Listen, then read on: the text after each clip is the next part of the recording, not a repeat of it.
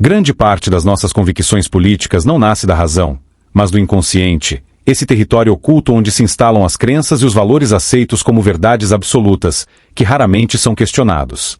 É nesse subterrâneo da mente que se encontra a origem da mais perversa distorção moral da política brasileira.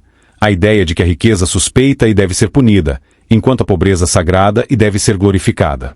O que não é justo não é bom, mesmo que todos aplaudam. Epicteto ensinava que a liberdade começa quando distinguimos entre opiniões e fatos.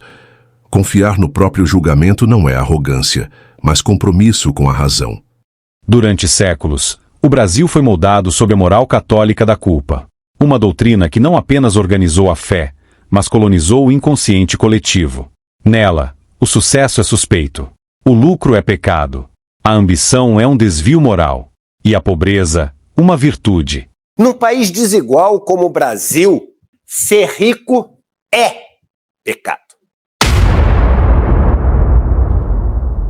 Essa estrutura mental criou uma sociedade incapaz de enxergar a prosperidade como fruto da honestidade e do mérito, e treinada para associá-la ao privilégio, à exploração e à culpa. Todo mundo que tem dinheiro é sem vergonha e fez alguma coisa ruim pra isso. Não edifica. Quem tem dinheiro é péssimo. No inconsciente brasileiro, quem enriquece precisa justificar-se. Quem fracassa é absolvido. No Brasil, por trás de quase toda grande fortuna, tem um ou muitos grandes crimes. A mente treinada pela filosofia não se deixa levar por esse jogo psicológico, porque distingue com firmeza entre fatos e interpretações. Após séculos de uma organização política e social moldada pela moral católica, o resultado é este. Apenas 8% dos brasileiros conseguem interpretar corretamente um texto. Somente 6% conseguem distinguir um fato de uma opinião. E quase um terço da população jovem e adulta é analfabeta funcional, lê, mas não compreende, ouve. Mas não reconhece a diferença entre fatos, falácias e sofismas. Nós temos um país extremamente burro. 1 de cada 3 brasileiros não sabe interpretar um texto escrito. A gente tem uma taxa de 30% de analfabetismo funcional. Brasileiros com mais de 15 anos de idade. Certo. Um finlandês lê 15, 18 livros por ano. Um brasileiro lê 0,7. O QI médio da espécie humana é 90 a 100. O QI médio do brasileiro é 83. Esses números são um retrato de um país cuja política foi moldada por séculos de doutrinação moral católica. Um país onde a fé substituiu o raciocínio, a culpa tomou o lugar da consciência e o dogma abafou o pensamento. Essa é a herança de uma cultura que ensinou a acreditar antes de pensar, a obedecer antes de compreender e a culpar-se por raciocinar. Ninguém pode nos convencer do que é falso se nossa razão permanece desperta. A moral católica, imposta como verdade universal, formou gerações incapazes de pensar por si mesmas, ensinou a obedecer sem entender, a acreditar sem questionar e a envergonhar-se por duvidar. O resultado é um povo que lê palavras, mas não compreende ideias, que repete frases feitas, mas não formula argumentos, que discute, mas não reflete. Por isso, todo debate político é como tentar dialogar com mentes domesticadas pela confusão moral entre fé e razão. Pensar livremente e racionalmente, baseado em resultados práticos, é o maior ato de resistência invisível no Brasil católico. Eles não querem acreditar nisso. Então, como eles estão com esse véu, eles simplesmente fecham os olhos e fingem que nada está acontecendo. Esse inconsciente moral contaminou o próprio conceito de justiça. O princípio liberal da igualdade perante a lei, que protege o mérito e garante que todos respondam pelas mesmas regras, foi substituído pela igualdade sentimental, que justifica corrigir desigualdades com base em uma moral que pune os bem-sucedidos, considerados privilegiados. A doutrina católica da culpa gerou, no campo político e jurídico-tributário, a ideia de que o justo é fazer o rico pagar mais, não porque usa mais os serviços públicos, mas porque pode pagar mais. Em imposto, eu gero para o Brasil, por ano, alguma coisa da ordem de R$2 milhões. Eu pago imposto pra caramba e tudo que poderia dar algum tipo de estabilidade ou segurança para minha família, eu pago em dobro. Por quê?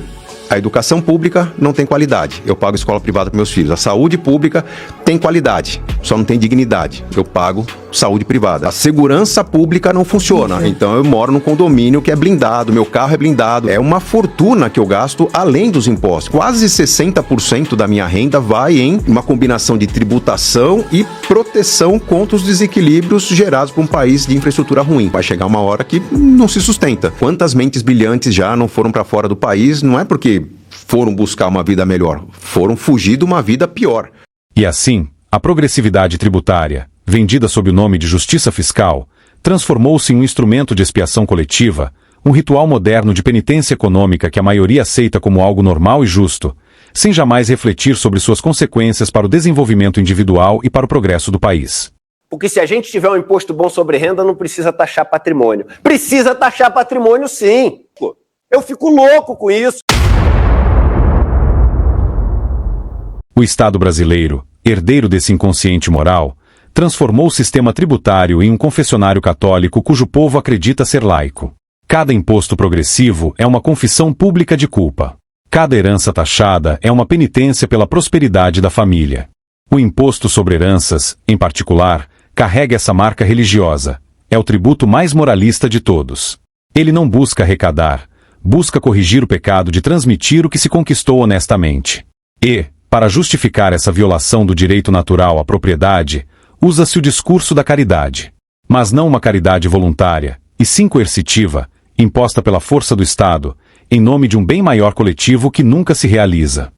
99% das pessoas estão defendendo ideias que são até bonitas. O rótulo é bonito, mas ele atende a uma outra finalidade. A verdadeira virtude não nasce da culpa, mas da liberdade. Em um sistema democrático, a única moral exigível é a honestidade recíproca, o respeito voluntário entre indivíduos livres. Mas o inconsciente religioso que moldou o Brasil não aceita a liberdade como valor moral. Ele precisa da culpa, do controle e da punição. É que nós somos herdeiros de uma teologia medieval que demonizou o dinheiro e as finanças. Sim. Por isso, o discurso tributário progressista brasileiro, travestido de compaixão, nada mais é do que a continuação política da velha herança eclesiástica. A caridade coercitiva, que ignora o princípio da igualdade perante a lei e transforma o roubo legalizado em virtude social, distribuindo benefícios fiscais à custa do sacrifício dos mais prósperos. Uma moral distorcida que abre as portas para o populismo eleitoral incorporando a inveja, o ressentimento e distúrbios sádicos de personalidade à política tributária.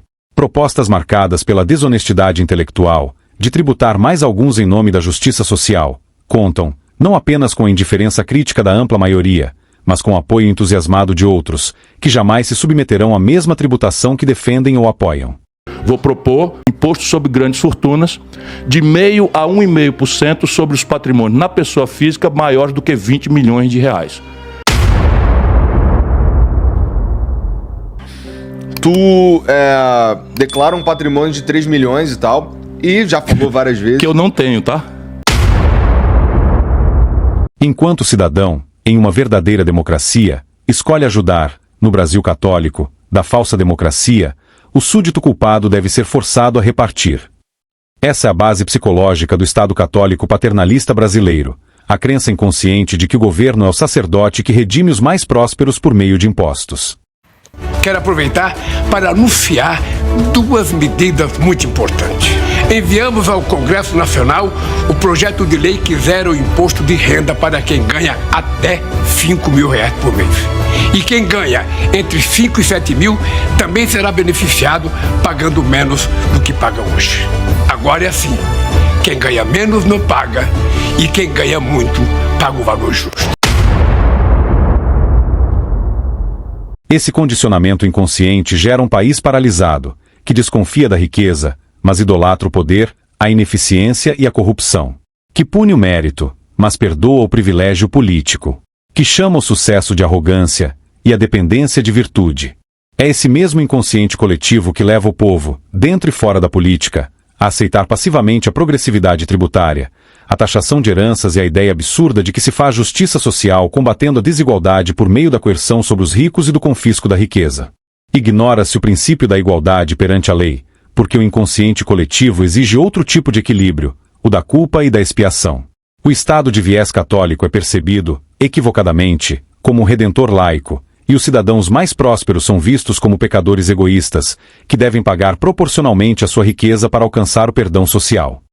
Tem preconceito com o cara bem sucedido. Tem preconceito do cara bem O pensamento de que se o cara é rico, alguma coisa errada ele fez. Mas eu vou dizer uma coisa pra você. Quando você fala vender no Brasil, Judas vendeu Jesus por 30 moedas. Fulano é um vendido. É tudo negativo, né? Tudo negativo. No Brasil, existem apenas 2 tipos de políticos prevalentes e 3 máscaras da mesma servidão moral. O primeiro é o vassalo da doutrina católica, consciente ou inconsciente, fiel à filosofia social eclesiástica que há séculos molda o imaginário nacional. É o político que acredita sinceramente que a pobreza é virtude, que a riqueza é suspeita e que a justiça social exige punição ao mérito. Ele é o produto acabado da culpa moral institucionalizada. O cara não prospera, como é que ele vai fazer um povo prosperar? Isso é um parênteses importante, porque um ponto de orgulho dele é a declaração patrimonial dele. Do Boulos, tá falando? Do Boulos. Ele usa isso como mote, ele usa isso como tema de campanha, porque é o caso de uma pessoa que nasceu na elite, com todas as oportunidades de se aprimorar intelectualmente, patrimonialmente, e ele faz força para parecer pobre. Eu sou cristão, sou batizado, crismado na Igreja Cristã Ortodoxa, tenho uma formação cristã na minha família, dos meus pais, tenho minha fé. O segundo é o falso liberal, aquele que fala em liberdade, mas se guia, consciente ou inconscientemente, pela moral do catecismo. Defende o mercado com a boca, mas o nega em suas atitudes, consciente ou inconscientemente. Proclama o livre-arbítrio econômico, mas continua prisioneiro da culpa ensinada no altar da Igreja Católica. Um entregador de aplicativo paga 4% de PVA numa moto e o dono de jatinho, de iate, de lancha e de helicóptero não paga nada. E dentro desse falso liberalismo, há 3 variações, todas igualmente cúmplices da decadência política, cultural, social e econômica brasileira. O covarde moral consciente, que enxerga a corrupção cultural católica, mas se cala por conveniência eleitoral. O inconsciente cultural, que repete a ideologia da culpa acreditando estar lutando por justiça. Quando uma pessoa é muito ignorante, ela é ignorante inclusive sobre o fato de ser ignorante.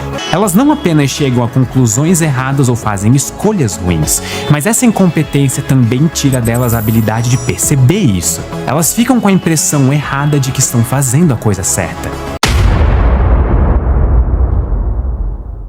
O oportunista calculado, aquele que percebe a corrupção cultural, finge não vê-la e explora politicamente sua força emocional sobre o povo incauto influenciado, consciente ou inconscientemente, pela moral da culpa católica, transformando a ignorância coletiva em estratégia de poder. Simulacros de isenção, ficção de imparcialidade, repercussão seletiva, pluralismo de fachada, através da mentira e da distorção dos fatos.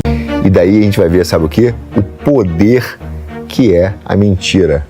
As pessoas estão muito menos interessadas na verdade do que em estar com a razão.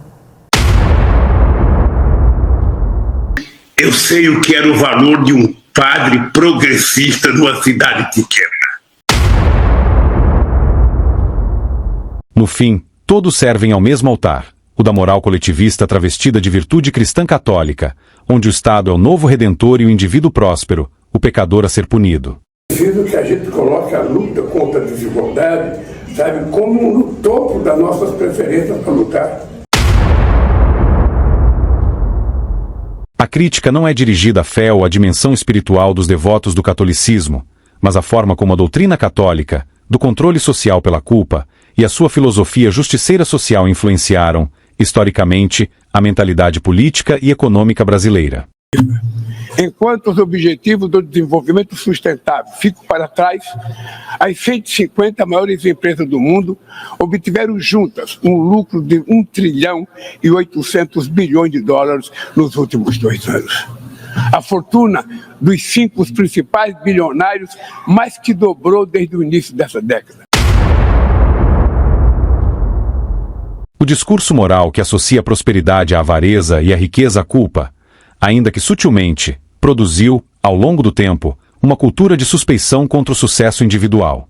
Isso pouco ou nada tem a ver com o evangelho em si, mas com a interpretação institucional da igreja para a riqueza, que moldou o inconsciente coletivo e transformou o mérito em pecado velado. Eu só queria dizer que o problema do mundo não é falta de dinheiro. Gente vivendo cada vez mais rico sem produzir um copo, sem produzir uma garrafa d'água, vivendo de especulação. Portanto, o ponto central da crítica não é teológico, mas cultural e econômico. Trata-se de compreender como uma moralidade anticapitalista se travestiu de virtude social e acabou paralisando o desenvolvimento do país, justificando um pacto federativo centralizado na União, um Estado inchado, caracterizado por ineficiência e corrupção. Enquanto essa estrutura mental moldada pela herança moral católica permanecer intocada, nenhuma reforma política libertará o Brasil, porque a servidão continuará mascarada de compaixão e a liberdade, condenada como pecado. Antes de se declarar liberal, é preciso enxergar o que quase ninguém vê, o Brasil que pensa e age sob influência da doutrina social católica, que moldou o inconsciente coletivo de quase todos os brasileiros por séculos.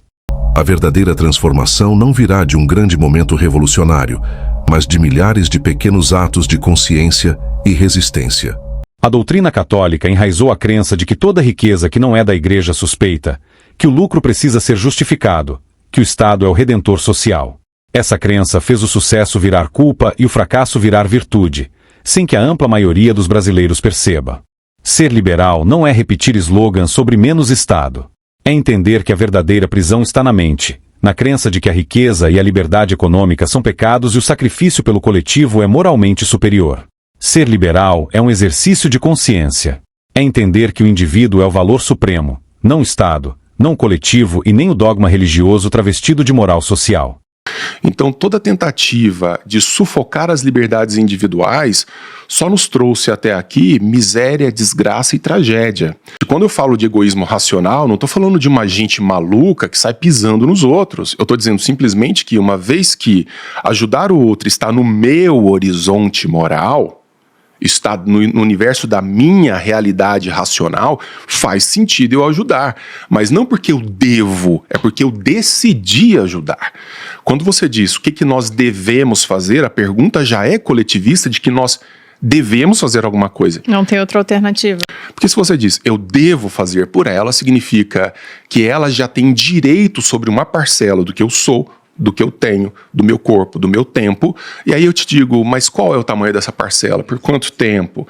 Quem vai ter a autonomia para dizer o quanto eu posso ser canibalizado nesse processo? Em um governo verdadeiramente democrático e liberal, a única virtude que o Estado pode exigir é a honestidade recíproca, nada além disso. A caridade, quando imposta por lei, deixa de ser virtude e se torna coerção. É exatamente isso que ocorre no sistema tributário brasileiro, moldado pela moral católica, que transformou a caridade voluntária em obrigação fiscal, substituindo o mérito, a autodeterminação e a liberdade individual pela culpa e a solidariedade espontânea pela imposição estatal. O que nós estamos fazendo é apenas uma reparação. Nós estamos falando que 141 mil brasileiros que ganham acima de 600, acima de R$1 milhão por ano, vão contribuir para que 10 milhões de pessoas não paguem imposto de renda. Não vai machucar ninguém, não vai deixar ninguém pobre, mas vai permitir que o pobre possa comer um pouco de carne. Ser liberal é libertar-se da culpa cultural católica e reconhecer que a verdadeira virtude está na liberdade, no individualismo e no egoísmo íntegro, fundamentados na honestidade.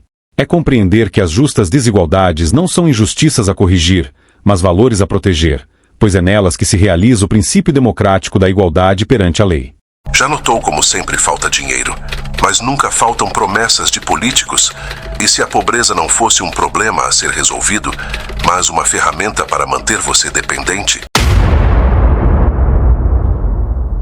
Quem controla a necessidade, controla o poder. É preciso compreender que, sem a proteção desse princípio, personalidades dissociais, com ou sem traços de grandiosidade patológica e viés sádico, podem alcançar o poder e transformar a inveja, o ressentimento e o sadismo em políticas de governo, disfarçadas sob o manto da caridade e do falso bem comum. As tiranias sempre surgiram com um bem maior, né? Da próxima vez que um político anunciar um benefício, pergunte-se: este programa cria caminhos para a autonomia progressiva ou mantém independência permanente?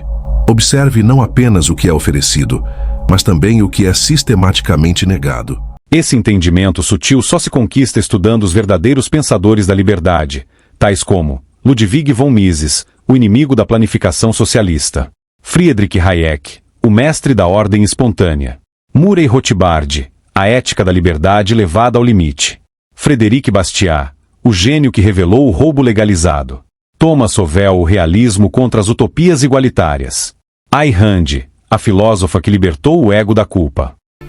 E como é que volta? Como é que volta agora? Só há um caminho para a libertação do Brasil. Ele começa quando o indivíduo toma consciência das crenças que o aprisionam. Quando entende que prosperar não é um ato de culpa, mas um ato de coragem necessário e útil para si e para a sociedade. Que doar é nobre, mas nunca sob coerção do Estado, por sentimento de culpa, ou por medo de inferno ou pelo suborno do paraíso.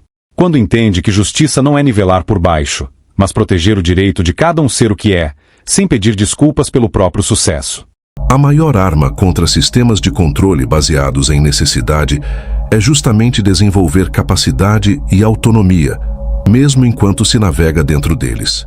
Enquanto o Brasil não curar o seu inconsciente moral católico, que distorce a visão do capitalismo, enquanto não despertar do torpor do seu sono dogmático, forjado pelo socialismo de inspiração católica, continuará a confundir virtude com submissão, solidariedade com confisco e justiça com vingança social. Você pode vencer 40 estudiosos com um fato, mas não pode vencer um idiota com 40 fatos. Parece exagero, mas não é. Essa ironia traduz com perfeição a tragédia da nossa era. Quando o pensamento crítico desaparece, a ignorância coletiva toma conta. Pensamento crítico é mais do que pensar demais. É um hábito disciplinado, quase uma arte. Questionar aquilo que parece óbvio, investigar antes de aceitar, exigir provas antes de se deixar levar por qualquer crença. O pensamento crítico nasce da coragem de duvidar de si mesmo. O verdadeiro progresso de uma nação começa na mentalidade coletiva do seu povo. O brasileiro só lutará pela liberdade quando compreender que a culpa não é virtude, o mérito não é pecado, e que a única caridade justa é aquela que nasce da liberdade, nunca da coerção. Você normaliza isso, você permite isso, você aceita e você convive. Você começa a naturalizar aquilo, torna parte de você. Você se torna o cara de terceiro mundo. Nós somos pessoas de terceiro mundo, porque nós normalizamos o absurdo e nós aprendemos a conviver. Aí você cria ideologias e visões de mundo que você começa a romantizar. Ah, nós somos isso. Somos? Nós precisamos ser isso? É bom ser isso? Não tá saindo nada. Há um arranjo social que não funciona, que precisa ser curado urgentemente. Se essa mensagem doeu, é porque a verdade bateu. A religião política da Igreja Católica glorificou a fraqueza como virtude, não por compaixão, mas por estratégia. Ao exaltar os fracos que não têm coragem de se superar, ela os conquista. E, ao mesmo tempo, condena a força, o desejo de potência e a excelência, para que os fortes, tomados pela culpa, curvem a cabeça e se submetam. Para que rumo está indo a nossa sociedade? Os valores estão sendo invertidos, um olhar vira um estupro, uma piada um discurso de ódio, e a corrupção vira o padrão. A gente acostumou tanto com desvios de caráter, que quando estamos diante de uma virtude, ela vira digna de elogio. Como é que a gente chegou aqui? Em parte eu te digo, vestindo os vícios com um manto da moralidade. Usam esse manto há tanto tempo que às vezes nem percebem o erro. O socialismo, em sua versão brasileira de inspiração católica, é herdeiro direto dessa psicologia do ressentimento. O que antes era depositado no altar da Igreja agora é projetado no altar do Estado. O socialista não busca justiça, busca redenção. Não busca liberdade, busca tutela. E não apenas por altruísmo, mas também por um impulso psicológico profundo, o desejo de se vingar da realidade que o frustra, punindo quem se destaca e exigindo que o mundo se curve ao seu vitimismo. O mesmo tipo humano, que Nietzsche criticou com dureza, que teme a responsabilidade da liberdade e inveja os que a exercem com vigor, trocou a cruz pelo cartaz, o confessionário pelo comício, e a fé cega em dogmas religiosos pela fé cega em promessas estatais. Em ambos os casos, o que está em jogo não é a justiça ou o bem comum. É a tentativa de transformar ressentimento em doutrina, fracasso em moral e mediocridade em ideal político. Abra os olhos enquanto há tempo. Nem todos que olham realmente veem. É difícil, ou até inútil, tentar despertar a compreensão em quem não tem vontade e, ainda pior, tentar despertar a vontade em quem se recusa a compreender. Quem não ouve conselhos raramente enxerga o que está diante dos olhos. E nunca faltarão pessoas para incentivar a cegueira alheia. Muitos, para que possam ser, precisam que outros não sejam. Se você chegou até aqui, é porque este conteúdo fez sentido para você. Então, considere colaborar. Inscreva-se no canal, deixe seu like e compartilhe este vídeo com quem também valoriza o pensamento crítico e a curiosidade intelectual, contribuindo para ampliar o alcance de ideias que realmente importam. Expor questões ocultas no aparente é fundamental para provocar reflexões, inspirar mudanças positivas e fazer os brasileiros despertarem do sono dogmático socialista católico. Espalhe essa voz enquanto ainda dá tempo. Superar esses desafios e alcançar um futuro justo e próspero requer afastamento da influência da moral hipócrita da religião política do Vaticano e da sua filosofia social arcaica. Não deixe de ver outros vídeos deste canal.